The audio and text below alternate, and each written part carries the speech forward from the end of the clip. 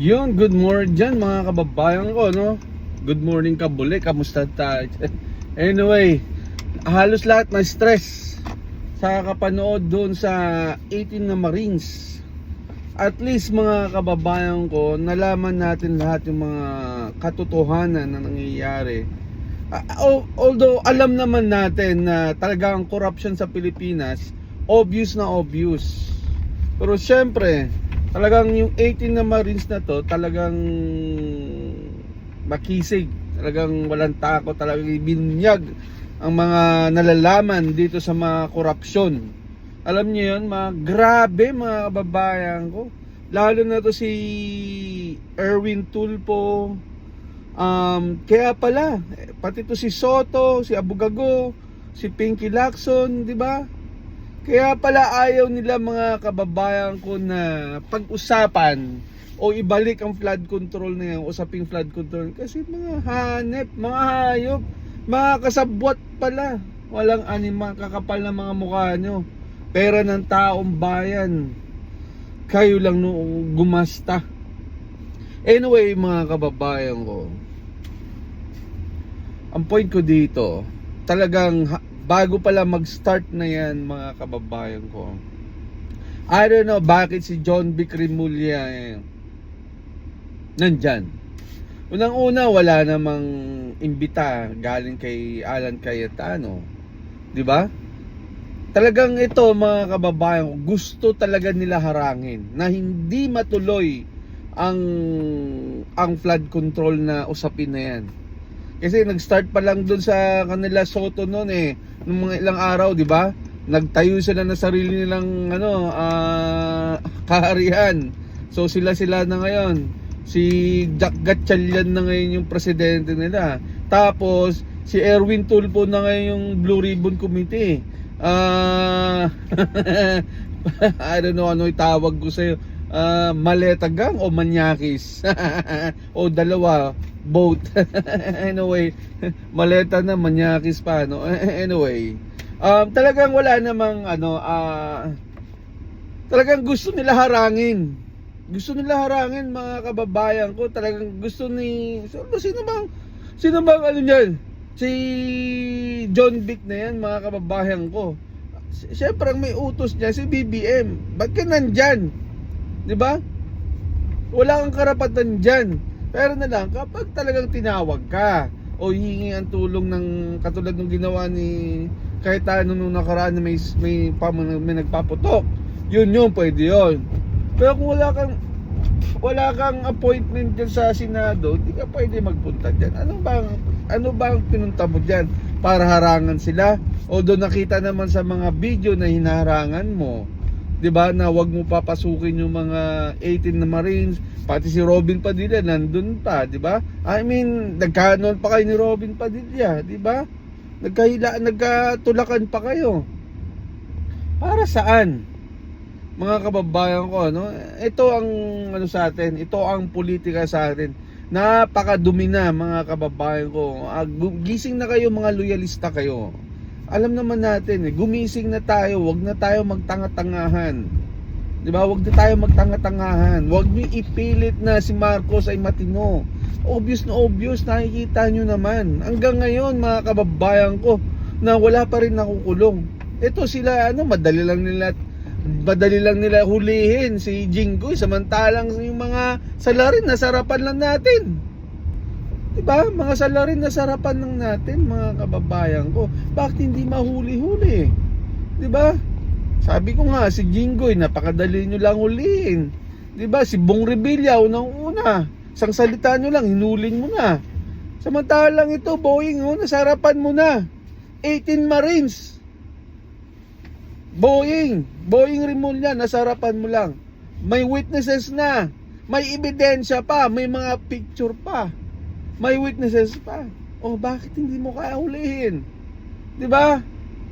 'Di ba mga kababayan ko? Kaya anyway, nakaka-stress lang mga kababayan ko. Kasi unang-una, obvious na obvious, corrupt ang Pilipinas. Corruption ng Pilipinas. Grabe, garapalan ng corruption. Samantalang ito mga to, kayo, Walang iya. Ito sa Senado, sa Senate. Nakakahiya. Walang iya. Kaya pala gusto nila itong mga kababayan ko, ano? Mga kababayan ko. Kaya gusto pala nila na wag ituloy ang flood control. Kasi, ito pala. Kasabwat pala mga hinayupak, mga hayop. Diba? Especially ito si Abugago, si Pinky Lacson. Diba? Si Erwin Tulfo. Di ko alam kung itatawag ko sa'yo. Maleta ba o manyakis? Walang hiya. Hindi lang pala perang ano mo, ang deal mo. VIP pa. Walang hiya. Inahatidan ka pa ng babae. Walang hiya.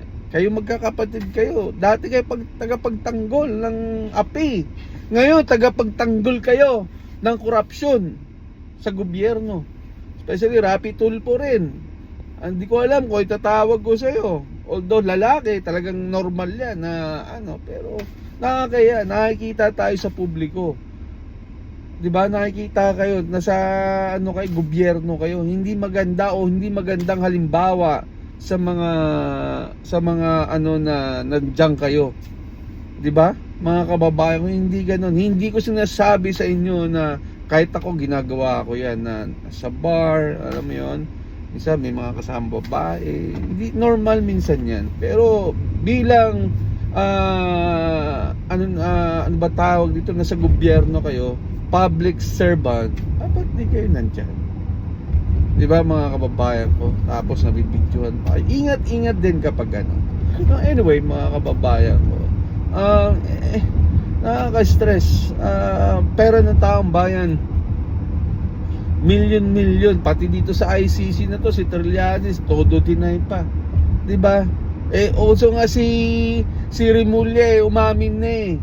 'Di ba? 'Di ba? Walang niya. Anyway, mga kababayan ko, ganyan kagarapalan sa Pilipinas. Ito nangyayari ngayon. Bendalo nga eh, na tinatawag, sabi ni Erwin Tulfo eh. Bendalo na ang kailangan dyan sa Pilipinas. Hindi ganyan ang style. Inaano nyo si Duterte eh. Ibang karakas nyo eh. Isa nyo, bendalo na corruption eh. Yung mga na ano ni Tatay Digong, hindi eh. Yung mga corruption ang nilalapag niya.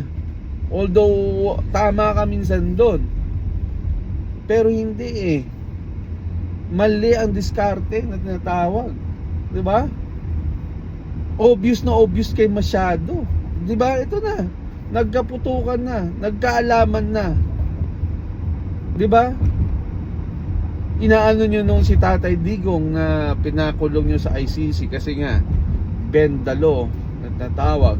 Pinapatay niya yung mga, pero pinapatay yung mga asalot sa gobyerno. 'Di ba? Kayo iba eh. Iba kayo, kurakot ang inaano nyo, bendalo pang kurakot. Minsan, bendalo nyo rin para mangurakot, hindi sa mamayan. Diba mga kababayan ko? Kaya ito mga inayupak na to, grabe. Grab. Obvious na ang kakapal ng mga mukha, diba? Ang kakapal ng mga mukha nyo. Lahat ginagawa nyo para mapagtakpan lang kayo. Todo deny pa rin kayo. Although yes, aminado na tayo dyan, i-deny nyo talaga. Pero obvious na obvious, mga kababayan ko. Talaga kung wala kayong ginagawa, kung wala man lang kayo kasalanan, o hindi totoo yung flood control na yan na pinagbibintang sa inyo, bakit hinaharang nyo? Kung hindi totoo, di ba? Hindi eh. Inaharang nyo eh. Obvious na talagang may kinalaman kayo. Tapos ito na, nagsalita na yung 18 Marines. Bago nag-start na yan, mutya, nagkaroon pa ng habulan, di ba? Grabe nangyari. Hinaharang nyo. Alam naman natin sa batas, at alam nyo rin, at alam natin na ginawa nyo about do sa pagpalit sa minorya, minority to majority, hindi, wala sa batas. Alam natin. Huwag nyo pilitin. 12 lang kayo. 12 lang kayo mga kababayan ko. 12 lang to mga senador. Huwag niyo igaya doon sa sinasabi niyo na 19 kopong-kopong pa. 'Di ba? Sa batas, binasahan na kayo ni Alan Cayetano na legit na yun ang batas ng Senate. Wala kayong 13, hindi nyo mapapalitan si Alan Peter Cayetano. Kaya sinasabi nga niya, mag-13 kayo, bababa si Alan Peter Cayetano. 'Di ba? Mag-13 lang kayo. Gagawin niya yung sinasabi niya kasi anytime pwede siya bumaba kung 13 kayo. Yun lang ang gusto niya. Patunayan nyo, mga kababayan ko, patunayan nyo. Pero kapag hindi nyo na ano yun, wala. Cayetano pa rin. Kasi yun nasa Senate nyo, yung batas nyo, yung law. Walang pakialam ang presidente dyan. Kasi kayo, mga Senate kayo, kayong nasa middle. Dapat kayo nga nag-aayos ng mga problema sa Pilipinas eh. 'Di ba? Pero hindi, kayo nagpoprotekta, lalo na yung mga minority. Hindi ko kayo pwede tawagin na majority kasi illegal ang ginawa nyo. Ito, gatchal yan. Hindi kita pwede magiging tawagin na majority kayo kasi alam natin na illegal ang ginawa nyo. Alright? Hindi pwede ganon. Kaya wag tayo magtanga-tangahan o bobo-bobohan kasi yung mga Pilipino hindi bobo na inaakala nyo. Alright? Hanggang dito na lang mga kababayan ko, no? Bye.